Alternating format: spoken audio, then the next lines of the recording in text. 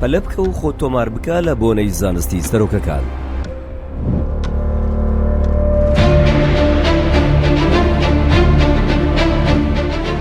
دەزانیت بۆچی بە سێهەمین لووتکەی جیهانی کۆنیشانەی دەرچەی سنگ دەوترێت بۆنەی زانستی سەرۆکەکان؟ لەم بۆنەیەدا لە نێو ئەو 35 پسپۆڕەی کە لە 21 وڵاتەوە هاتوون 10 سەرۆک بوونیان هەیە.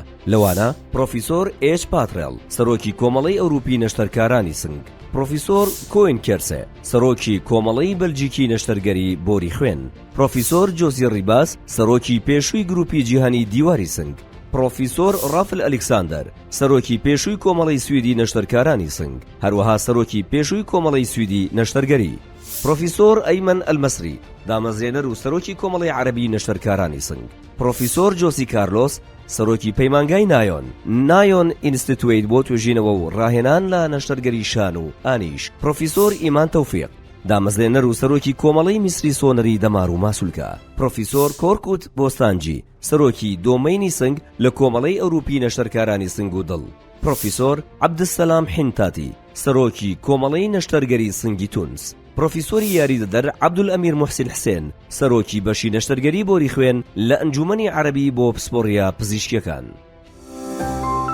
سێهەمین لووتکەی جیهانی کۆنیشانەی دەرچەی سنگ گەورەترین ڕووداوی زانستی ساڵ.